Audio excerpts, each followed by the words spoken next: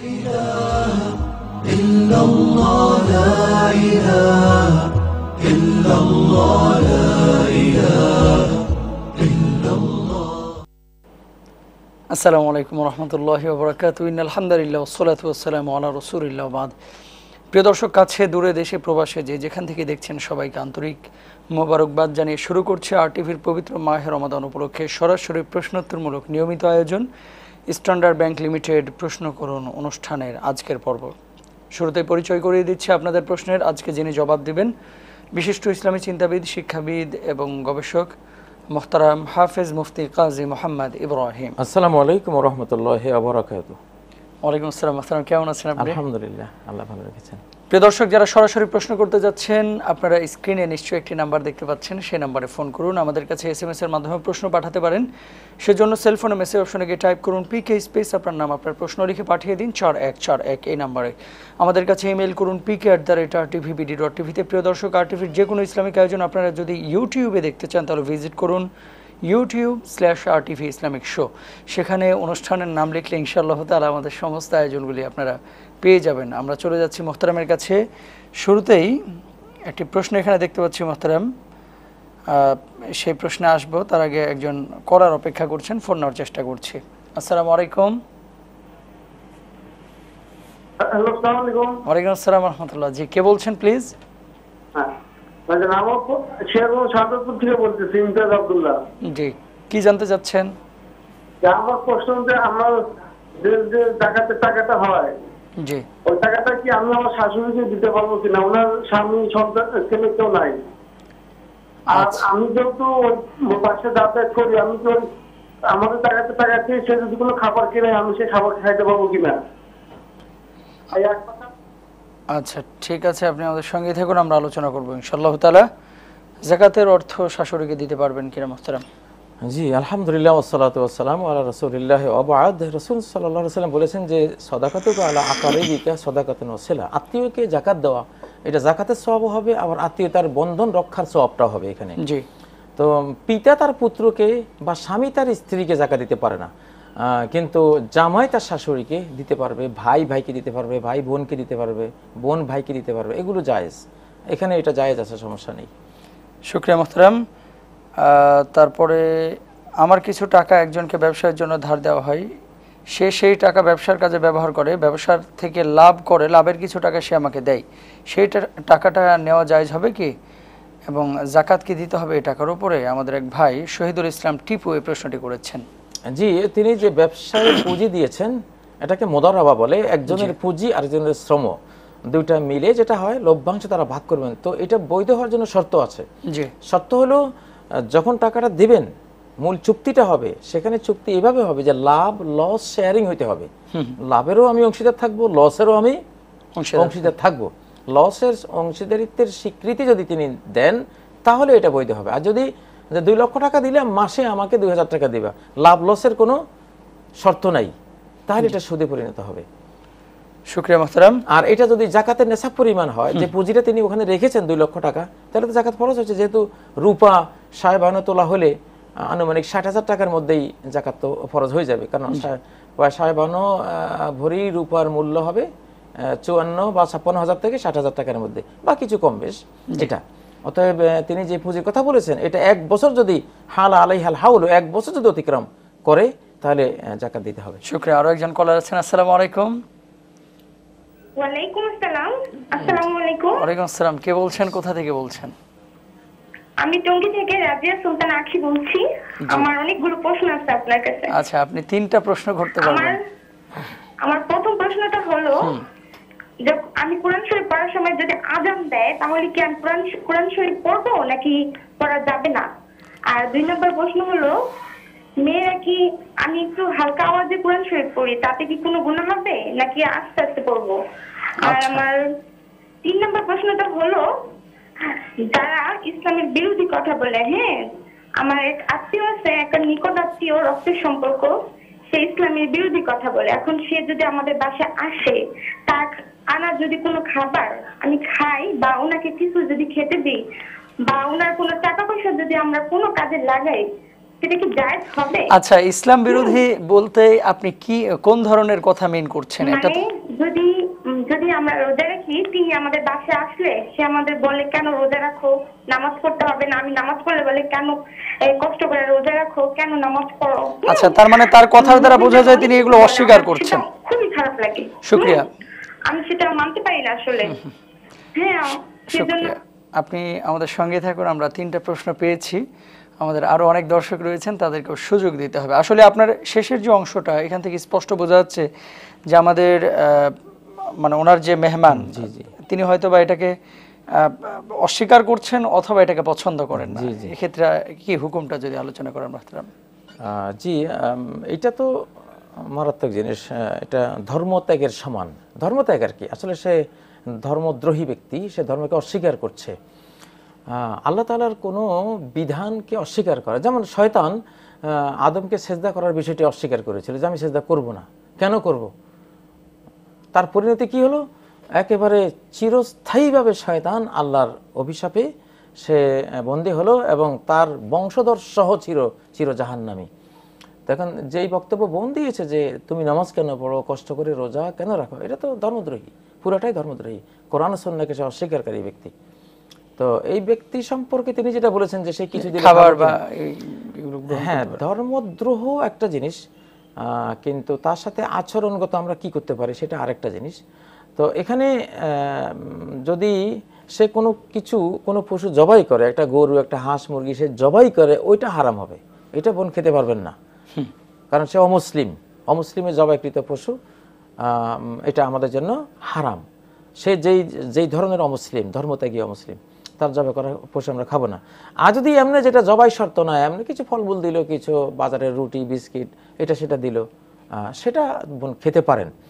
আর তার সাথে সম্পর্কে যেটা প্রশ্ন, যে নবী সাল্লাল্লাহু আলাইহি সাল্লামের ক্ষেত্রে দেখা যায় ওনার বংশের কোরাইশের অধিকাংশরাই তো এক সময়ে তাকে অস্বীকার করেছিল।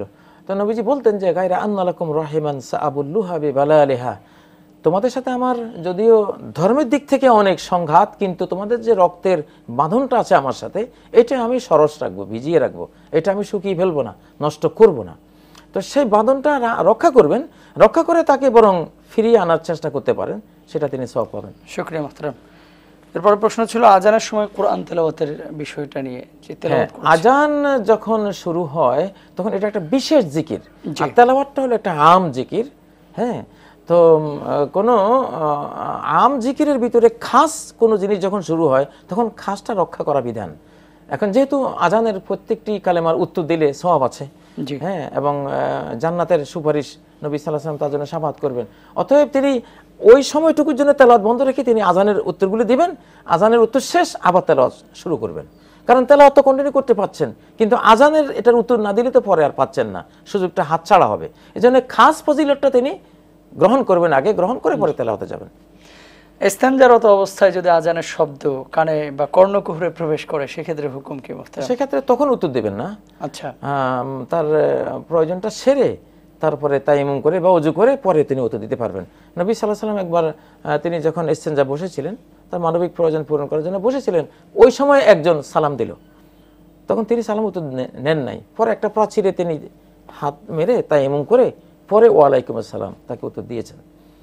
তো এই হাদিস থেকে বোঝা যায় যে কোনো একটা জিনিস ওই সময়ে যদি কারো উপরে আসে তখন সে এর পরে এটা উত্তর দিতে পারবে। নারীরা কি সশব্দে তেলাওয়াত করবেন বাসায়, নাকি একেবারে নিঃশব্দে পবিত্র কালামুল্লাহ যখন তেলাওয়াত করা হয়? নিঃশব্দে করাই উত্তম। যদি শব্দ বাইরে কোনো পুরুষদের কানে যাওয়ার আশঙ্কা থাকে তাহলে তারা নিঃশব্দে করবেন বা এমন শব্দে তেলাওয়াত করবেন যেটা বাইরে যায় না। আর যদি তার মুহাররম পুরুষরা থাকে, বাবা ভাই মা বোনেরা আছে, মুহাররম ভাই ভাতিজারা আছে, এখানে তো সমস্যা নেই, একটু আওয়াজ করে পড়লেও কোনো অসুবিধা নেই। শুকরিয়া মুহতারাম। আরো একজন কলার আছেন। আসসালামু আলাইকুম। জি জি, আপনার টেলিভিশনের ভলিউমটা কমিয়ে প্রশ্নটা বলেন প্লিজ। হ্যালো। হ্যালো হ্যালো, আসসালামু আলাইকুম। ওয়ালাইকুম আসসালাম ওয়া রাহমাতুল্লাহ। নাম বলে প্রশ্ন বলেন। জি, আমার নাম মোহাম্মদ খায়রুল আলম, নীলফামারী থেকে। জি, কি জানতে চাচ্ছেন?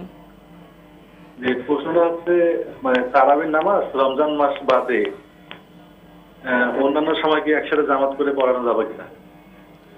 আচ্ছা, ঠিক আছে, আপনি আমাদের সঙ্গেই থাকুন, আমরা আলোচনা করবো ইনশাআল্লাহ তাআলা। তারাবির সালাত রমাদান ছাড়া অন্য মাসে একত্রিত হয়ে আদায় করা যাবে কিনা? রমজানের বাইরে তো তারাবি নেই, কিয়ামুল লাইল যেটা তাহাজ্জুদ, তো সেটা তাহাজ্জুদের সালাত রমজান ছাড়া এমনি যদি কেউ পড়তে চায় আর সেখানে কিছু লোকেরা গিয়ে জড়ো হয়ে গেল, এটা হতে পারে, এটা বৈধ। কিন্তু ঘটা করে আয়োজন করে নিয়মিত বা জামাত তাহাজ্জুদ পড়া এমন কোনো আসলে সুন্নাহ এটা নাই, এমন কোনো সুন্নাহ নাই। ওটা একাই পড়বে, নিভৃত নির্জনে একা পড়বেন, এটার ফজিলতটা ওখানে বেশি। শুকরিয়া মুহতারাম। এখানে আরেকটি প্রশ্ন মামুন কুয়েত থেকে, আমি প্রতিদিন সবসময় মোবাইলে কুরআনুল কারীম শুনি। এখন আমার প্রশ্ন হচ্ছে, আমি যখন রাত্রে ঘুমাই তখন আমি কানে হেডফোন দিয়ে শুনি, অনেক সময় আমি কোরআন শুনতে শুনতে ঘুমিয়ে যাই, এতে কোরআন অডিও চলতে থাকে, আমার কোনো গুনাহ হবে কিনা এই ক্ষেত্রে? না, গুনাহ হবে না, কারণ ঘুমন্ত ব্যক্তির উপরে কোনো গুনাহ চাপে না। আনিন নাইমি হাত্তা ইয়াস্তাইকিযা রাফা'আল কালাম আন সালাস, তিন ব্যক্তি থেকে আল্লাহর কলম তুলে নেওয়া হয়েছে। তার মধ্যে এক নম্বর হলো যে ঘুমন্ত ব্যক্তি, তার কোনো পাপ নাই, বরং তিনি যে এটা শুনতে শুনতে শুনতে ঘুমিয়ে পড়েছেন, অনেক সওয়াবও পাবেন। হয়তো এই সওয়াবটা তার ঘুম থেকে জাগা পর্যন্ত ফেরেশতারা লিখতে থাকবে। এটা তো হাদিসে আছে, কেউ যদি কোনো জিকির করতে করতে ঘুমায় তো ওই জিকিরের সওয়াবটা কন্টিনিউ চলতে থাকে, কারণ সে এটা শুনতে শুনতে বা বলতে বলতে সে ঘুমিয়েছে। এটা অনেক বড় ফজিলতের বিষয়। জি মুহতারাম। তারপরে সুমাইয়া শাহিন, আমাদের এক বোন, উনি লিখেছেন, গর্ভবতী মা যদি ক্ষুধা লাগার কারণে বা পানি শূন্যতার সম্ভাবনায় রোজা না রাখেন, সেটা কি গুনাহ হবে? এক্ষেত্রে ইসলামী শরিয়ার বিধান কি? যে শরিয়ার বিধানটা স্পষ্ট, যে আমাদের সাতরা সিয়ামে আনিল মুরদি ওয়াল হুবলা, যিনি দুগ্ধদানকারিনী মা, শিশু আছে তাকে দুধ পান করাচ্ছেন, বা গর্ভধারিণী মা, তো এই দুইজনের জন্য সিয়ামের জন্য সুযোগ দেয়া আছে। তারা যদি এখন কষ্ট অনুভব করে তারা এখন রোজা রাখবে না, যখন তারা মুক্ত হবেন সন্তান জন্মের পরে সুযোগ মতো তারা তখন রেখে দেবেন। শুকরিয়া মুহতারাম। আরো একজন কলার আছেন, আসসালামু আলাইকুম।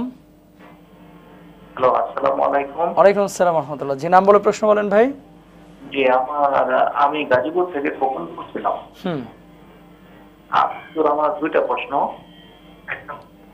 একটা প্রশ্ন হচ্ছে, আমার আম্মা যদি কোনো ভুলবশত দেখা গেছে আমাদের অভিশাপ দেয়, আমি একটা কাজ করি নাই, তারপরে দেখা গেছে আমার আম্মা ভুলবশত ওই কাজটা বুঝছে যে আমি করেছি, সে অভিশাপ লাগবে কিনা? সরি, আমরা বুঝি নাই ভাইয়া, আপনি একটু প্রশ্নটা ক্লিয়ার করে বলতে হবে প্লিজ। অভিশাপ ভুল করে দিয়েছে এরকম কিছু কি? জি। আচ্ছা, তারপরে প্রশ্নটা বলেন। আর পরের প্রশ্নটা হলো যে, আমার ওয়াইফ 5 ওয়াক্ত নামাজ পড়ে, তো মাঝে মধ্যে আমার কথা অনেক সময় শুনে না, আমার সাথে অনেক সময় রাগারাগি করে বা রাগ দেখায়, আমার কথা শুনতে চায় না। তো আমার ওয়াইফের নামাজ কতটুকু গ্রহণযোগ্য হবে? আচ্ছা, ঠিক আছে, আপনি আমাদের সঙ্গেই থাকুন, আমরা আলোচনা করবো ইনশাআল্লাহ তাআলা। আচ্ছা, স্ত্রী নিয়েও প্রশ্ন করেছেন এবং মা নিয়ে প্রশ্ন করেছেন। এখানে একটা গুরুত্বপূর্ণ বিষয় মুহতারাম, আমরা বেশ কিছু বিষয় এখন অনলাইনে দেখতে পাচ্ছি, আপনার কিছু লেকচার ভাইরাল হচ্ছে। আপনি কোথাও কি এরকম কোনো কথা বলেছেন কিনা যে গরুর পেশাব পাক, এরকম কোনো বিষয়ে আলোচনা করেছেন কিনা? এই বিষয়টি নিয়ে অনেকে নক করছেন। না, গরুর পেশাব পাক এই ভাষায় কোথাও কোনো বক্তব্য আমার নাই, খুঁজে কেউ পাবে না। যেটা মাসালা মনে জিজ্ঞাসা করেছিল যে গরুর পেশাব সম্পর্কে হুকুমটা কি, জি, যদি আমি ওলামাদের দুটা মত তুলে ধরেছি, যে একটা মত হলো নাজাসাতে খাফিফা, হালকা নাপাক, যেটা হানাফি ওলামায়ে কেরাম বলেছেন এটা হালকা নাপাক। জি। আর যেটা ইমাম মুহাম্মদ, হানাফি মাযহাবের ইমাম মুহাম্মদ, তারপর ইমাম বুখারী রাহিমাহুল্লাহ সহ একদল স্কলার, তারা বলেছেন গরুর পেশাব এটা পাক। মাকুলুল লাহাম, জানোয়ারের পেশাবটা পাক, গোবর এগুলি পাক। ওলামাদের মধ্যে এক দলের এটা অভিমত আছে, আর হানাফি ওলামারা বলেছেন এটা নাপাক, হালকা নাপাক। এই দুইটা মতামতের কথা আপনি তুলে ধরেছেন, এটা তো আমার কোনো কথা নাই, ওলামাদের কথা। তো এই জিনিসগুলো মুহতারাম আসলে যখন অনলাইনে যাচ্ছে, এক শ্রেণীর আমাদের ভাইরা হয়তো বা এখানে কিছুটা সংযোজন বিয়োজন করে আসলে এবং এই জিনিসগুলো আমাদের এখানে এই প্রশ্ন আসছে। তো যাই হোক মুহতারাম, আরেকটি প্রশ্ন ছিল এখানে, ভুলবশত যদি মা সন্তানের উপরে অভিশাপ দেয়, এই অভিশাপ লাগবে কিনা? ভুলবশত বলতে মানে না বুঝে বলতে এখানে সন্তানের অ্যাটিটিউড বা আচরণটাকে উনি অন্যভাবে মানে নিয়েছেন এবং সন্দেহজনকভাবে উনি মনে করেছেন যে সন্তান এটা একটা হয়তো একটা খারাপ জিনিস, কিন্তু আসলে উনি এটা করেন, আসলে খারাপ করেন না, তাহলে তো অভিশাপে পাবে না তাকে। কিন্তু যদি জেনুইনলি সন্তান সে অন্যায় করে থাকে, তো মা অভিশাপ দেয়, মায়ের অভিশাপ তো মারাত্মক, মা বাবা অভিশাপ দিলে লেগে যায়। যেমন জুরাইজ বনি ইসরাইলের বড় ইবাদতকারী, সে সালাতে ছিল, তখন মা গিয়ে ডাকলো, হে জোরাইজ, ইয়া জোরাইজ, ইয়া জোরাইজ। সহিহ বুখারীতে আছে হাদিস। তো জোরাইজ বলল, আল্লাহুম্মা উম্মিয়া সালাতি, হে আল্লাহ, আমার মা একদিকে, আমার মা একদিকে, আমার সালাত, আমি কোনটা রক্ষা করতাম? তো 3 বার ডাকলো মায় জোরাইজ জোরাইজ বলে, কিন্তু সে সালাত রক্ষা করতে গিয়ে আর মায়ের ডাকে সাড়া দিল না। তখন মা অভিশাপ দিল, আল্লাহুম্মা লা তুমিতু হাত্তা তুরিয়াহু উজুহাল মুমিসাত, যে একটা চরিত্রহীনা নারীর চেহারা না দেখিয়ে তাকে মৃত্যু দিও না। পরে জোরাইজ যে গির্জায় ইবাদত করতো, সেটা এক রাখাল মেয়ে, সে সেখানে থাকতো। রাখাল মেয়ে একটা অন্য রাখালের সাথে তার সম্পর্ক গড়ে সে গর্ভধারিণী হয়ে পরে অপবাদ দিল যে জোরাইজের কাণ্ড এটা, যে সন্তান, যে বাচ্চা জন্ম হলো। তো মেয়েকে জিজ্ঞাসা করলে বাচ্চা কার, বললো এই যে ইবাদত করে যে ওনার। তখন লোকেরা তার গির্জা ভেঙে চুরমার করে ফেললো, যে তুমি এত বড় বাজে কাজ করো আর এখানে তুমি দেখাচ্ছ তুমি বড় আল্লাহওয়ালা মানুষ। তো পরে জোরাইজ নেমে আসলো ওখান থেকে। শিশু তো মাত্র আজকের শিশু। তো জোরাইজ ওই শিশুকে প্রশ্ন করলো, বলো তো ইয়া বাবুস মানাবুক, তুমি বলো, তার তো এখনো ভাষা ফুটে নাই, প্রশ্ন আসে না, একদিনের বাচ্চা। বললো, বাবু বলো তো তোমার বাবাকে। তখন ওই বাবুর আল্লাহ মুখ খুলে দিয়েছেন, সে বললো আমার বাবা হলো রাখাল। তখন আবার লোকেরা ভুল বুঝলো যে সর্বনাশ, আমরা অনেক বড় অপরাধ করেছি। পরে বললো যে জোরাইজ, তোমার এই গির্জা স্বর্ণ দিয়ে তৈরি করে দেবো। এটা ওই যুগে, যে যুগে ঈসা আলাইহিস সালামের ধর্ম সঠিক ছিল, মুহাম্মদ সাল্লাল্লাহু আলাইহি ওয়াসাল্লামের আগে, তখন ওটাই ইসলাম ছিল। জি। তো এখানে তো আমরা দেখি যে এত বড় আল্লাহওয়ালা, তারপরও মায়ের অভিশাপ কিন্তু লেগে গেছে ওখানে। তো এই জন্য মায়ের অভিশাপ থেকে অবশ্যই আমাদের বেঁচে থাকার চেষ্টা করা উচিত। আর ভুলবশত দিলে ইনশাআল্লাহ ওটা হবে না। শুকরিয়া মোহতারাম। বাংলাদেশে একটি কথা প্রচলিত রয়েছে, কেউ যদি পরপর 3 জুমা আদায় না করে তাহলে সে তার ইসলামিয়াত বা মুসলমানিত্ব থেকে বহিষ্কার হয়ে যায়। এই কথাটা ঠিক কিনা মোহতারাম? এটা এইভাবে হাদিসে নাই, মানে হাদিসে যেটা এসেছে যে মান তারাকা সালাসা জুমা ইন তাহাউনান, কেউ যদি অবহেলা করে করে 3টা জুমা বর্জন করে, তবে আলা কলবি, তার কলবের মধ্যে সিলমোহর, কুফর শিরকের সিলমোহর এঁটে যায়। এটা এইভাবে আছে। বাদ বাকি সেই ইসলাম থেকে বহিষ্কার হয়ে যায় কিনা সেটা আল্লাহ জানেন। আসলে হাদিসে যেটা যেভাবে আছে ওইভাবেই বলা উচিত, তার অন্তরে সিলমোহর লাগে কুফর শিরকের। জি, শুকরিয়া মোহতারাম। আরেকটা প্রশ্ন উনি করেছিলেন তার স্ত্রীর ব্যাপারে, এখানে লিখেছিলাম যে স্ত্রী সালাত আদায় করে কিন্তু বাকবিতণ্ডা এবং রাগারাগি বেশ তার সাথে সবসময় হচ্ছে আর কি। তো সেক্ষেত্রে তার সালাহ কবুল হবে কিনা, সিয়াম কবুল হবে কিনা, এই বিষয়টি নিয়ে। সালাত সিয়াম কবুল হওয়ার জন্য সালাত যদি ঠিকঠাক মতো সে আদায় করে তো সেটা তো আল্লাহর কাছে গ্রহণ হবে। তবে সামগ্রিকভাবে সে জান্নাতে যদি যেতে চায় মহিলা, তাহলে স্বামীর সন্তুষ্টি লাগবে। কারণ মহিলাদের জান্নাতে যাওয়ার জন্য 4টা বিষয়, 4টা শর্ত। জি, হ্যাঁ, ইন্নাল মারআতা ইযা সাল্লাত খামসাহা, মহিলা যখন 5 ওয়াক্ত সালাত পড়লো, একটা পয়েন্ট জান্নাতে যাওয়ার হলো। ওয়াসামাত শাহরাহা, রমজানের সিয়াম পালন করলো, দ্বিতীয় পয়েন্ট পেলো জান্নাতে যাওয়ার। আতাআত বালাহা, তার স্বামীর কথা মেনে চললো, এটা 3য় পয়েন্ট জান্নাতে যাওয়ার। 4র্থ পয়েন্ট হলো হাসানাত ফারজা, সচ্চরিত্রা থাকলো। তাহলে এখানে যে তার একটা পয়েন্ট হলো, 3 নম্বর পয়েন্টটা জান্নাতে যাওয়ার জন্য স্বামীর আনুগত্য করা। অন্য একটা হাদিসে, সহিহ হাদিসে রয়েছে যে উনজুরি আইনা আনতা মিনহু ফাইন্নাহু জান্নাতুকা ওয়া নারুকা, দেখো স্বামীর মনে তুমি কতটা স্থান করে নিতে পেরেছো, সেই কিন্তু তোমার জান্নাত বা তোমার জাহান্নাম। সে যদি তোমাকে ভালোবাসে, রাজি থাকে তোমার উপরে, যে না স্ত্রী হিসাবে সে পারফেক্ট, একজন স্ত্রী হিসাবে স্বামীর যে অধিকার দেয়ার সে সেগুলো দেয়, এইটা যদি তোমার স্বামী তোমাকে সাক্ষ্য দেয়, তাহলে তুমি ইনশাআল্লাহ জান্নাতে যাবে। শুকরিয়া মুহতারাম। আরো একজন কলার আছেন। আসসালামু আলাইকুম।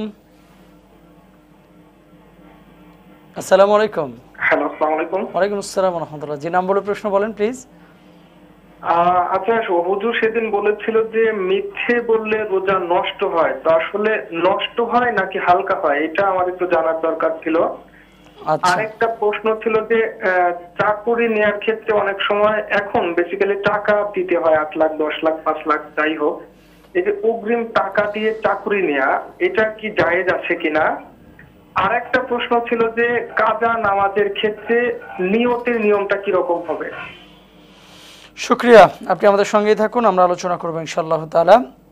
জি মুহতারাম, মিথ্যে বললে রোজা ভেঙে যায় কিনা নাকি হালকা হয়ে যায় জিজ্ঞেস করেছেন। মিথ্যের ব্যাপারে সরাসরি হাদিস যেটা, যে মাল্লাম ইয়াদা কাওলা জুরি ওয়াল আমালা বিহি, যে ব্যক্তি মিথ্যা বর্জন করলো না, মিথ্যা কোনো জিনিসের উপরে চলা বর্জন করলো না, ফালাইসা লিল্লাহি হাজাতুন ফি আন ইয়াদা আতআমাহু ওয়া শারাবা, তার খাদ্য পানি বর্জনের মধ্যে আল্লাহর কোনো প্রয়োজন নেই। তার মানে আল্লাহ তার রোজা কবুল করবেন না। তো তো মিথ্যা বললে বোঝা গেল রোজাটা আসলে আল্লাহর কাছে আর এটার কোনো গ্রহণযোগ্যতা থাকে না, এটা আর কি। বাকি আচ্ছা, এখন দুনিয়াতে কাজা লাগবে না, দুনিয়ার দিক থেকে তার দায়িত্ব শেষ হয়ে গেল। সকালবেলায় কেউ সাহরি গ্রহণ করেছে, সকাল 9টার সময় দেখা গেল তার বন্ধুর সাথে বা আশপাশের মানুষের সাথে মিথ্যা বললো, তাহলে কি সে সারাদিনে খাওয়া দাওয়া শুরু করবে? না না, ওইটা তো কোনো সুযোগ নেই, তাকে রোজাও রাখতে হবে, রোজা তো রাখতেই হবে, বাট আখিরাতে সে এটার সুফলটা আল্লাহর কাছে গিয়ে দেখবে যে সে নষ্ট করে ফেলেছে। শুকরিয়া মোহতারাম, জাযাকাল্লাহ। আচ্ছা, আরেকটি প্রশ্ন ছিল ঘুষ দিয়ে চাকরির ব্যাপারে, মানে উনি একটু ঘুরিয়ে বলেছেন, টাকা দিয়ে ঘুষ দিয়ে যে চাকরিটা নেওয়া হয় এই চাকরির হুকুম কি হবে?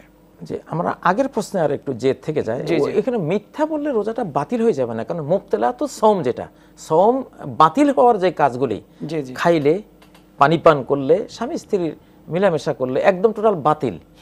আর মিথ্যাচার বা গীবত, শেকায়েত এগুলি রোজাকে আসলে খুব দুর্বল করে একেবারে এটাকে অনেকটা নিষ্ক্রিয় করে রাখে, ফজিলত থেকে মাহরুম করে দেয়, একেবারে বাতিল হয়ে যাবে না। এই জন্যই মিথ্যা বললে আপনার কাজা আর কাফারার কোনোটাই আসবে না। শুকরিয়া মোহতারাম। আর যেটা বলেছেন ঘুষ দিয়ে চাকরি নেওয়া, এখানে দুইটা অবস্থা। একটা হলো তিনি যে চাকরির জন্য ইন্টারভিউ দিয়েছেন, সেই ইন্টারভিউতে তিনি ফার্স্ট হয়েছেন, রিটেন ভাইভা সব দিক থেকে উনি ফার্স্ট হয়েছেন, টিকেছেন, চাকরিটা তারই প্রাপ্য এখানে। কিন্তু অফিসাররা তাকে টাকা ছাড়া চাকরি দেবে না জানিয়ে দিয়েছে, 10 লাখ টাকা দিতে হবে, যেহেতু এটা তার জেনুইন হক, তার অধিকার, তার এটা পাওয়া উচিত। এই ক্ষেত্রে সে মজলুম, 10 লক্ষ টাকা দিয়ে যদি তিনি চাকরিটা নেন তার রুজি হালাল হবে। কিন্তু যারা যে জালিমরা এই ঘুষ খেলো তাদের কাছে তিনি আখিরাতেই 10 লক্ষ টাকা ফেরত পাবেন। হ্যাঁ, তিনি মজলুম। আচ্ছা, এটা তার জন্য অবৈধ না, এটা তিনি যেটা করবেন টাকা দিয়ে চাকরি নিতে পারবেন, তার কোনো গুনাহ নাই। আচ্ছা, আর যদি তিনি ইন্টারভিউতে ফার্স্ট হননি, সেকেন্ড বা থার্ড হয়েছেন, ফার্স্ট একজন হয়েছে, তারই চাকরিটা পাওয়া উচিত, কিন্তু তিনি করলেন কি 10 লক্ষ টাকা ঘুষ দিয়া ওই ফার্স্ট যে হলো তাকে বঞ্চিত করে চাকরিটা নিলেন, এইটা তিনি পাপ করলেন, অন্যায় করলেন, এবং এই উপার্জনটা তো হারাম হয়ে যায়। এটা হ্যাঁ, এখানে উপার্জনের উপরও তো এটা রেশ আসবেই। এটা যারা খেলো তারা অন্যায় করলো, যিনি করলেন তিনিও অন্যায় করলেন, সব দিক থেকে অন্যায় হলো, তার উপার্জনের উপরও এটার একটা অবশ্যই রেশ। আপনি যদি সংক্ষিপ্ত আকারে বলেন, আমরা একটা ব্রেকে যাব। এই যে উপার্জনগুলো যারা করছে জোরপূর্বক এভাবে মানুষের কাছে জুলুম করে টাকাগুলো নিচ্ছে, এই টাকাগুলোর ইফেক্ট কি পরবর্তী প্রজন্ম বা তার সন্তান সন্ততির উপরে পড়ে কি পড়ে না, এই বিষয়টা যদি বলেন। হ্যাঁ, অবশ্যই পড়ে। একটা হারামের ইফেক্টটা এটা বংশ পরিক্রমায় কিন্তু যেতে থাকে। আল্লাহ যখন কাউকে অভিশাপ দেন যে তাবলুগু সাবে আমিনাল ওয়ালাদ, 7 সিঁড়ি পর্যন্ত এই অভিশাপ চলে যায়, তো এটা কিন্তু ভয়ঙ্কর জিনিস। সেই আদম আলাইসালাম, নূহ আলাইসালামের সময় যে কাবিল যে খুনটা করেছিল, অপরাধটা করেছিল, আজকে যদি কেউ 2018 সালের আজকে রমজানের কত তারিখ, আজকে তো তারিখ হচ্ছে 25 তারিখ, মে মাসের 25 তারিখ, এই 25শে মে যদি কেউ কোথাও মার্ডার করে, ওই কাবিলের আমল নামার সাথে সাথে চলে গেল, সে এটা জের বহন করবে। তো এবং তার ওই হত্যাকাণ্ডের কারণে পৃথিবীতে এই হত্যাকাণ্ডগুলি চলছে, কিয়ামত পর্যন্ত চলবে। এটার ইফেক্টটা এত মারাত্মক, এই জন্য লানতটাও তার সেখানে চলবে। তো এই জন্য যদি কেউ মা বাবা যদি হারাম করেন, কোনো খারাপ জিনিস করেন, তো এটার যেমন সন্তানরা দায়ভার বহন করতে হবে, মা বাবা কোনো সৎ পুণ্য আমল করলেও তার সুফলটা, বেনিফিটটা সন্তানরা ভোগ করবে। এটা তো সূরা কাহাফে ডাইরেক্ট আছে, ওকানা আবুহুমা সালেহা, যে 2 এতিম বাচ্চার ওয়ালটা ভেঙে পড়ে যাচ্ছে, নুজু হয়ে যাওয়া যে ওয়ালটা খিজির আলাইহিস সালাম আর মুসা আলাইহিস সালাম ঠিক করে দিলেন। কেন ঠিক করলেন? কারণটা বলেন আল্লাহ তাআলা, যে কানা আবুহুমা সালেহা, এই 2 শিশুর বাবা ভালো লোক ছিল। ধন্যবাদ মুহতারাম।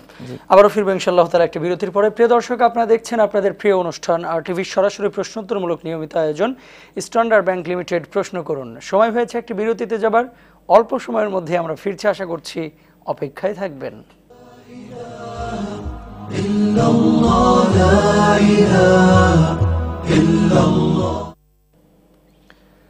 আলহামদুলিল্লাহ, বিরতির পরে প্রিয় দর্শক আরও একবার সবাইকে সাদর আমন্ত্রণ জানাচ্ছি আর টিভির সরাসরি প্রশ্নোত্তরমূলক নিয়মিত আয়োজন স্ট্যান্ডার্ড ব্যাংক লিমিটেড প্রশ্ন করুন অনুষ্ঠানের আজকের পর্বে। শুরুতে একজন কলার অপেক্ষা করছেন, আমরা ফোনটা নেওয়ার চেষ্টা করছি। আসসালামু আলাইকুম। ওয়ালাইকুম আসসালাম ওয়া রাহমাতুল্লাহ। জি, আসসালামু আলাইকুম। ওয়ালাইকুম আসসালাম। আপনার নাম বলে প্রশ্ন বলেন। অবশ্যই টেলিভিশনের ভলিউমটা কমান ভাই, আপনার টেলিভিশনের ভলিউমটা কমিয়ে প্রশ্নটা বলেন, আমরা শুনছি আপনাকে। আমি টেলিভিশনটা আমারটা বন্ধ আপাতত। আচ্ছা, প্রশ্ন বলেন। মানে এখানে এই ডিশ লাইন নাই। আচ্ছা। তো আমার দুইটা প্রশ্ন আর কি, যে মানে নামাজ পড়ার সময় খালি বিভিন্ন কথা মনে হয়, আচ্ছা। এক। 2 নাম্বার হচ্ছে যে তাহাজ্জুদের নামাজটা এটা কি রেগুলার পড়তে হয় না মাঝে মাঝে পড়লে কোনো সমস্যা হয়? আচ্ছা হবে। ঠিক আছে, আপনি আমাদের সঙ্গেই থাকুন, আমরা আলোচনা করবো ইনশাআল্লাহ তাআলা। মোহতারাম, নামাজের মধ্যে অন্যান্য অনেক বিষয়ের চিন্তা চলে আসে, কি করবেন? জি, আসলে সালাতের জন্য একটা শয়তান আছে, এর নাম হলো খিনজাব। সালাতে দাঁড়ালে সে বলে উস্কুর কাজা, এইটা মনে করো, ওইটা মনে করো। 20-30 বছর আগের অনেক ভুলে যাওয়া তথ্য মনে চলে আসে। মানে জটিল অঙ্ক অনেক সময় এটা হল হয়ে যায়, মানে সমাধান হয়ে যায় সালাতে দাঁড়ালে। এগুলি শয়তানের ওয়াসওয়াসা। তো এটা যখন আসে তখন বান্দার উচিত মন কোনো দিক চলে গেলে আবার মনটাকে সালাতমুখী করে নেয়া। আনতারবুদাল্লাহ কাআন্নাকা তারাহু, এমনভাবে ইবাদত করো, সালাত পড়ো যাতে যেন তুমি আল্লাহকে দেখতে পাচ্ছ। ফাইল্লাম তাকুন তারাহু ফাইন্নাহু ইয়ারাক, যদি তুমি আল্লাহকে দেখো এটা কল্পনায় আনতে না পারো তাহলে কল্পনা করবে যে আল্লাহ আমাকে দেখছেন। আরেক হাদিসে রয়েছে সাল্লু সালাতা মুআদ্দিন, বিদায়ী সালাত পড়ো, মানে এই সালাতের পরে মারা যাব, হয়তো আর সালাতের আমি সুযোগ নাও পেতে পারি, আমার জীবনের শেষ সালাত। মৃত্যুর কল্পনা আসলে মন আর এদিক সেদিক সহজে যায় না, তখন একমুখী হয়। তো মৃত্যুর কল্পনা এবং আল্লাহ তাআলাকে আমি দেখছি বা তিনি আমাকে দেখছেন, এই কল্পনাগুলো হলো সহায়ক। এই দুই কল্পনার দ্বারাই তিনি ইনশাআল্লাহ এই ওয়াসওয়াসা থেকে মুক্তি পেতে পারেন। আচ্ছা, শুকরিয়া মোহতারাম। এখানে এক ভাই লিখেছেন ওনার বাড়ি চাঁদপুর, ঢাকায় চাকরি করেন। তো ঢাকাতে উনি থাকছেন, যখন চাঁদপুরে যাবেন তখন কি কসর করবেন কিনা? যখন নিজের মূল বাড়িতে যখন যাচ্ছেন, না, বাড়িতে যাওয়ার সাথে সাথে কসর বাতিল। ফায়জা আতাইতা ইলা আহলিকা মানে মাসিয়াতিক আতিম। ইবনে আব্বাস বলেন যে যখন তোমার পরিবার পরিজন বা যেখানে তোমার খামার বাড়ি, বসত বাড়ি আছে সেখানে গেলে তখন তুমি ফুল সালাত পড়বা। কিন্তু তিনি রাস্তায় ঢাকা থেকে চাঁদপুর যাওয়ার যে রাস্তাটা, এই রাস্তাতে তিনি কোনো সালাত পড়লে কসর করতে পারবেন। জোহর আসর 2 করে পড়তে পারবেন, মাগরিব 3 রাকাত পড়বেন, এতে মাগরিবের কসর নেই, এশা 2 রাকাত, আর ফজর তো 2 রাকাত আছেই। শুকরিয়া মোহতারাম। এখানে আরেকটি প্রশ্ন ছিল, কাজা নামাজের নিয়ত কিভাবে করবেন? এটার জন্য আলাদা যে আমি কাজা পড়তেছি এমন কোনো নিয়তের দরকার নেই, কাজা শব্দ উল্লেখের কোনো প্রয়োজন নেই, নাওয়াইতুন বলারও দরকার নেই। মনে জানা থাকলে হবে যে এই জোহরটা পড়তে পারিনি, এখন পড়ছি, বাস। মনের মধ্যে জোহরটা নির্ণীত থাকলেই হবে, জি। উচ্চারণে আসার কোনো দরকার নেই, কাজা নামও উচ্চারণ করার কোনো দরকার নেই। শুকরিয়া মোহতারাম। তারপর তাহাজ্জুদের সালাত কি প্রতিদিন আদায় করতে হয় নাকি মাঝখানে ছুটলেও কোনো সমস্যা নেই? নবী সাল্লাল্লাহু আলাইহি ওয়াসাল্লামের সুন্নাহ ছিল এজা সাল্লা সালাতান আসবাতাহা, যে কোনো সালাত তিনি পড়লে স্থায়ীভাবে তিনি পড়তেন। এবং কান আহাব্বুল আমাল ইলাল্লাহি আদওয়ামুহা ওয়া ইন কাল্লা, আল্লাহর কাছে প্রিয় আমল সেটাই যেটা কন্টিনিউ চলে, সবসময় মানুষ করে, অল্প হলেও। তাহাজ্জুদ 2 রাকাত হলেও যদি প্রতিদিন পড়েন এটার একটা বিরাট মূল্য আছে। কিন্তু 2 দিন পড়লাম আবার 3 দিন পড়লাম না, এটা পড়েন, এটাও পড়েন, কিন্তু বাট এই বিরতিটা আল্লাহর কাছে পছন্দনীয় না। জি, শুকরিয়া। আরো একজন কলার আছেন। আসসালামু আলাইকুম। হ্যালো। আসসালামু আলাইকুম। ওয়ালাইকুম আসসালাম ওয়া রাহমাতুল্লাহ। কে বলছেন ভাই, কোথা থেকে বলছেন? হ্যাঁ, আমি মোহাম্মদ তৌহিদুল ইসলাম তুহিন, রংপুর থেকে বলতেছি। আপনার প্রশ্নটা বলেন। আমার প্রশ্নটা হচ্ছে, কেউ কেউ যে বুকের উপরে হাত বাঁধে নামাজের সময়, আর কেউ কেউ নাভির নিচে হাত বাঁধে। আচ্ছা, আপনি কোথায় বাঁধেন ভাইয়া? হ্যালো, আপনি কোথায় বাঁধেন, বুকে না নাভির নিচে? হ্যাঁ, আমি বুকের উপরে হাত বাঁধি, কিন্তু এটা কি করা যাবে? আচ্ছা, ঠিক আছে, আপনি আমাদের সঙ্গেই থাকুন, আমরা আলোচনা করবো ইনশাআল্লাহ তাআলা। শুকরান। মোহতারাম, বিষয়টা শুনেছেন নিশ্চয়ই? জি, শুনেছি। এগুলি আসলে আমাদের দেশে এগুলি নিয়ে অনেক বেশি বিতর্ক হয়ে গেছে। এগুলো তো আসলে একটা সুন্নাহ, এটা হাত ছেড়ে দাঁড়ালেও সালাত হয়ে যায়। এখন বুকে হাত বাঁধা, নাভির উপরে বাঁধা, নাভির নিচে বাঁধা, 3টাই হাদিসের মধ্যে এসছে। বাকি বুকের এটাকে এক শ্রেণীর ওলামারা এটাকে বেশি সহি বলেছেন, আর নাভির উপরে এটাও সহি। নাভির নিচটাকে নিয়ে বিতর্ক হচ্ছে, কেউ সহি বলেছেন, কেউ দুর্বল, অধিকাংশ মুহাদ্দিসিন দুর্বল বলছেন।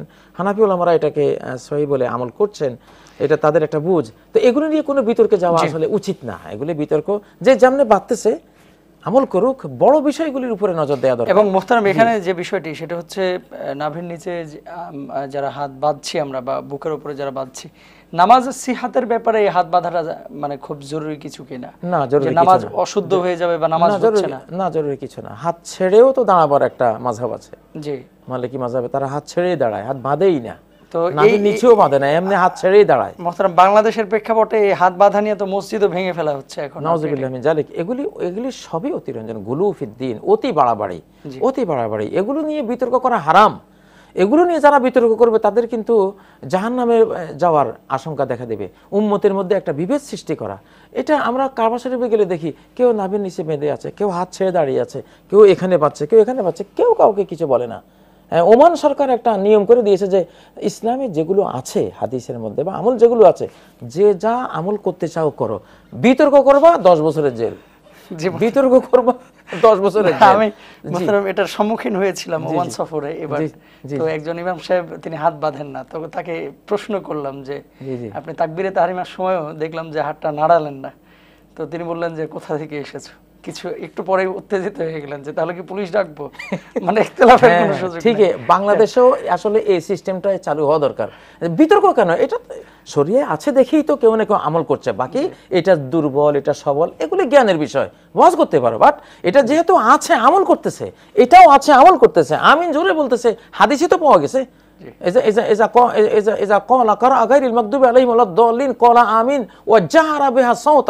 একদম সহিহ হাদিস, আলবানী বলেছেন এই হাদিসটি সহিহ। সহিহ বুখারীতে রয়েছে ইরতাজ্জাতিল মসজিদ এবং হাত্তা ইন্নালিল মসজিদে লালাজ্জাতান, সহিহ বুখারী হাদিস। গোটা মসজিদ গুঞ্জরিত হয়েছে আমিনের আওয়াজে। তো এগুলি তো হাদিসে আসছে দেখেই কেউ না কেউ আমল করছে। বিতর্ক কিসের? ইসলাম কি আমার বাপের ধর্ম না আপনার বাপের ধর্ম? কোন ইসলাম আল্লাহর ধর্ম, রাসূল সাল্লাল্লাহু আলাইহি ওয়াসাল্লাম নিয়ে এসেছেন। এখানে যা আছে, যার কাছে যেটা পছন্দ হচ্ছে তারা আমল করছে। এগুলো নিয়ে বিতর্ক করা, মসজিদ ভেঙে ফেলা, এগুলো নিয়ে আবার এটা নিয়ে বিভিন্ন ধরনের ফিতনা ফাসাদ, এগুলি এই জন্য ওমান সরকারের ওই পদক্ষেপটা আমার কাছে খুবই ভালো মনে হয়েছে যে তুমি এখানে বাঁধো, তুমি এখানে বাঁধো বাঁধতে পারো, এখানে বাঁধো বাঁধতে পারো, বিতর্ক করবা 10 বছরের জেল, কঠিন আইন করে দিয়েছে। এসব বিতর্ক আসলে বন্ধ হওয়া উচিত। এবং মুসলমানদের যে মূল স্পিরিটটা এবং যে ঐক্যের যে আবশ্যকীয়তাটা ছিল, আল্লাহ সুবহানাহু ওয়া তাআলার এই দ্বীনকে আঁকড়ে ধরার ব্যাপারে, সেটা কিন্তু নষ্ট হয়ে গেছে। এবং এটা তো ইসলামের সৌন্দর্য, বৈচিত্র্য আমল। দেখুন এখানের বাঁধার হাদিস তো আছে, হাদিসে আছে দেখেই তো কেউ না কেউ বর্ণনা করেছেন ওলামারা। এখানে এটাও হাদিসে আছে, এটাও হাদিসে আছে। এখন বিভিন্ন আমল থাকার একটা সুফল কি হলো, নবী সাল্লাল্লাহু আলাইহি সাল্লামের একটা হাদিসও আমল থেকে বাদ গেল না। উম্মতের কেউ না কেউ নবীজির ওই প্রত্যেকটা হাদিসকে ধরে রেখেছে। এটা মুহাম্মদ সাল্লাল্লাহু আলাইহি সাল্লামের নিয়ে আসা দিন যে সত্য, এটার একটা প্রমাণ বহন করে যে ওনার জীবনের একটা আমলও একেবারে হারিয়ে যায়নি, বাদ পড়ে যায়নি, উম্মতের কেউ না কেউ আমলের মধ্যে রেখে দিয়েছে। এটা তো ওনার হাদিসেরই বরকত, হাদিসের গ্রহণযোগ্যতার একটা প্রমাণ। তো এগুলো নিয়ে কেন আমরা বিতর্ক করতে যাব? শুকরিয়া, আল্লাহ তাআলা আমাদের বোঝার তৌফিক দান করুক। আমরা আরো একটি ফোন নেওয়ার চেষ্টা করছি। আসসালামু আলাইকুম। ওয়ালাইকুম আসসালাম ওয়া রাহমাতুল্লাহ। কে বলছেন ভাই, কোথা থেকে বলছেন প্লিজ? ভাইজান আমি একবারে খুব গরিব মানুষ, আমার ওয়াইফ মারা গেছে গেছে মাসে 20 তারিখে। তো ওনার এক বাইক না লাগে, ওনার আবার 6তলা বিল্ডিং আছে, ওনার কাছে হজের জন্য কিছু টাকা জমা দিয়েছিল।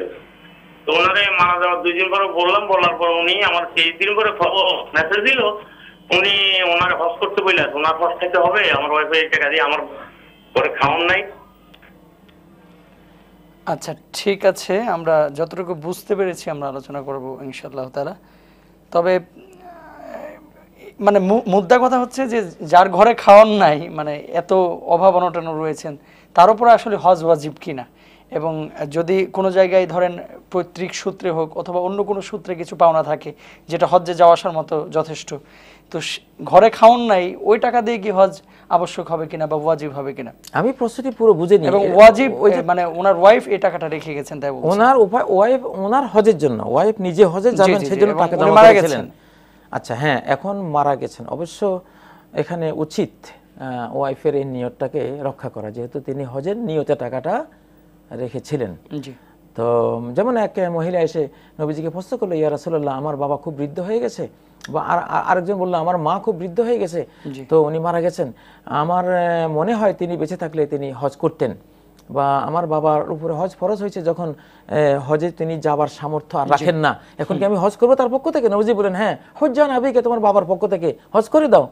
তো যেহেতু তার স্ত্রী হজের নিয়তে টাকাটা রেখেছিলেন, এখন যদি সেটা হজে যাবার মতো টাকা হয়, তো স্বামীর উচিত এটা কাউকে দিয়ে এই হজটা পূরণ করিয়ে দেয়া, বদলি কাউকে দিয়ে, এটা উচিত। বাদ বাকি যেটা তিনি বলেছেন এটা তার ঘরের খাবার নেই, সেটা তিনি যদি স্ত্রীর অন্য রেখে যাওয়া সম্পদ থাকে, আল্লাহ তো বলেছেন যদি স্ত্রীর যদি সম্পদ থাকে তাহলে তার সন্তান থাকলে তোমরা পাবা তার 4 ভাগের 1 ভাগ। আর সন্তান না থাকলে স্ত্রী রেখে যাওয়া টোটাল সম্পত্তির অর্ধেক পাবে তার স্বামী। তো তিনি তো ওই হজের জন্য যে টাকা রেখেছেন এর বাইরে তো সম্পদ আছে, 6 তলা বিল্ডিং এর কথা বললেন, তো তিনি সেখান থেকে হয়তো কিছু করতে পারেন, কিন্তু স্ত্রীর নিয়তটা রক্ষা করা তার উচিত। শুকরিয়া মুহতারাম। আরো একজন কলার আছেন। আসসালামু আলাইকুম। জি আসসালামু আলাইকুম। ওয়ালাইকুম আসসালাম ওয়া রাহমাতুল্লাহ। কে বলছেন ভাইয়া? জি আমি আব্দুল হক বলছিলাম। আপনার প্রশ্নটা বলেন। যে আমার প্রশ্ন হচ্ছিল যে হুজুরের কাছে প্রশ্ন, আমার একটা অন্য ধর্মের একটা ফ্রেন্ড আছে। আচ্ছা। তো মানে আগামীকাল ওনার বাসায় আমাকে ইফতারে মানে ইনভাইট করছে, আমি তার বাসায় ইফতার করতে পারবো? চমৎকার প্রশ্ন, আপনি আমাদের সঙ্গেই থাকুন, আমরা মুহতারামের কাছে এক্ষুনি চলে যাচ্ছি। অন্য ধর্মের বন্ধু আছে, ইনভাইট করেছে তার বাসায় ইফতারের জন্য, ইফতারে অংশ নিতে পারবেন কিনা? হ্যাঁ পারবেন, সমস্যা নেই। অন্য ধর্মের লোকও কাউকে ইফতার করালে হালাল জিনিস হলে হলো, তাদের জবাইকৃত পশু আমাদের জন্য হয়তো নিষেধ আছে, কিন্তু তাদের যে ফল বা কোনো পেঁয়াজু, কোনো মুড়ি, কোনো অন্যান্য খাবার এগুলো তো আমরা খেতে পারি। এবং নবী সাল্লাল্লাহু আলাইহি ওয়াসাল্লাম তো মক্কি জীবনে আবু তালেব, যিনি ওই মূর্তি পূজারীদের তিনি ধর্মগুরু ছিলেন, তো সে আবু তালেবের গৃহেই তো নবী সাল্লাল্লাহু আলাইহি ওয়াসাল্লাম গোটা মক্কি জীবন থেকেছেন, খেয়েছেন, ঘুমিয়েছেন, সবই করেছেন। তাহলে তো বোঝা গেল এই জাতীয় খাবার খাওয়ার মধ্যে কোনো সমস্যা নাই, যদি তার জবাই করা পশু না হয়, বাকি সবটাই খেতে পারবেন। শুকরিয়া মুহতারাম। আচ্ছা, এখানে একটি প্রশ্ন, ইব্রাহিম খলিল সৈকত অনেকক্ষণ ধরে প্রশ্নটা লিখছেন, 1 রাকাতে যে সূরা পড়েছি, 2য় রাকাতে ওই সূরাটাই ভুলে আবার পড়লাম, তখন আমার করণীয় কি? দয়া করে বলবেন, নামাজ হবে কিনা? আর ওমান থেকে ভোরের ফুল একটি আইডি, উনি বারবার লিখছেন, আপনার প্রশ্নটার উত্তর আশা করছেন। আসলে প্রশ্নটা আমরা এখানে মানে শো হচ্ছে না, আপনি প্লিজ প্রশ্নটা আরেকবার লিখুন, আমরা চেষ্টা করবো ইনশাআল্লাহ। যে প্রথম প্রশ্নটা, একই রাকাত একই সূরা 2 রাকাতে পড়েছেন, কোনো সমস্যা নাই। নবী সাল্লাল্লাহু আলাইহি ওয়াসাল্লাম তো এক আয়াত দিয়ে গোটা রাতের সালাতও পড়েছেন একবার, এমন হাদিসে রয়েছে সহিহ বুখারীতে। অতএব ভুলে তিনি একই সূরা 2 বার পড়েছেন, হয়ে যাবে সালাত। একটু মুস্তাহাব তরক হয়েছে, মুস্তাহাব হলো ডিফারেন্ট সূরা পড়া। এখানে সূরা ইখলাস পড়লেন, সামনের সূরা ফালাক পড়লেন, এটা কিন্তু এটা মুস্তাহাব, এটা কোনো ফরজ না। শুকরিয়া, সালাত হয়ে গেছে তার। জি। আর আরেকটি বিষয়, আমাদের বাংলাদেশে এখনো অনেক মানুষ রয়েছে, বিশেষ করে গ্রাম অঞ্চলে মুহতারাম, যারা শিক্ষা থেকে অনেক দূরে, তো শুধুমাত্র সূরা ফাতিহা জানে, আর সূরা ইখলাস বা সূরা মানে আপনার ফালাক নাস ছাড়া আর কিছুই জানে না। তাদের ক্ষেত্রে সালাতের হুকুমটা কি মুহতারাম? তাদের প্রথমে উচিত আরো কিছু সূরা মুখস্থ করা, অবশ্যই ইচ্ছা থাকলে উপায় হয়। তবে আপাতত তারা যে সূরাগুলি পাচ্ছেন, এই সূরাগুলি দিয়ে রিভাইজ করে করে করে তারা সব সালাত পড়বেন, সালাত হয়ে যাবে।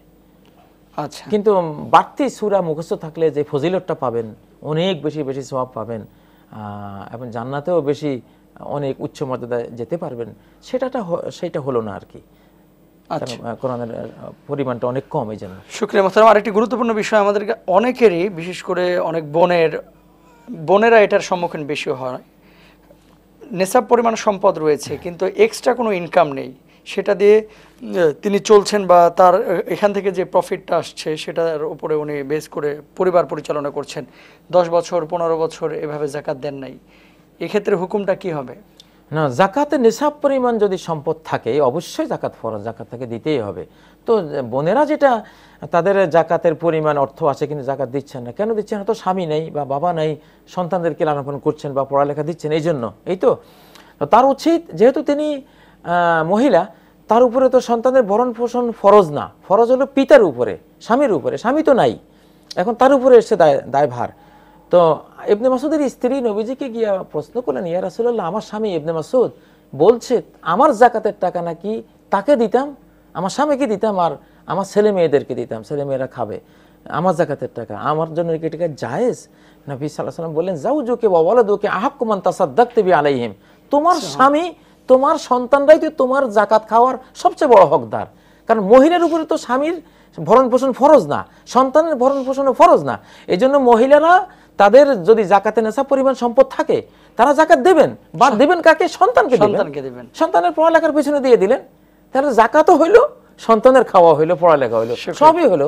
কত সুন্দর ইসলাম। আসলে আরেকটা বিষয়, কেউ যদি কৌশল অবলম্বন করতে চায়, ধরেন 7.5 ভরি স্বর্ণ রয়েছে, ঠিক রমজান মাস আসবে, 1 বছর পূর্ণ হওয়ার আগে উনি 3 ভরি বিক্রি করে দিলেন, এক্ষেত্রে কি হবে?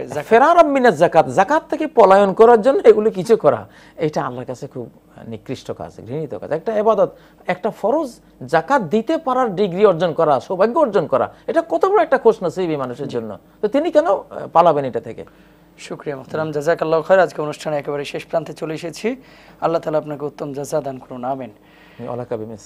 প্রিয় দর্শক, আপনারা যারা এতক্ষণ ছিলেন আমাদের সঙ্গে, সবাই অনেক অনেক ভালো থাকুন, ইবাদত বন্দেগী বেশি বেশি করুন, আমরা দোয়া করি। এবং আগামীকাল ঠিক একই সময় স্ট্যান্ডার্ড ব্যাংক লিমিটেড প্রশ্ন করুন অনুষ্ঠানে আরটিভির পর্দায় আবারও আল্লাহ তাআলা হায়াতে বাঁচিয়ে রাখলে আমরা হাজির হয়ে যাব। দেখার আমন্ত্রণ জানিয়ে বিদায় নিচ্ছি। আল্লাহ হাফেজ। আসসালামু আলাইকুম ওয়া রাহমাতুল্লাহ। إلا الله لا إله إلا الله لا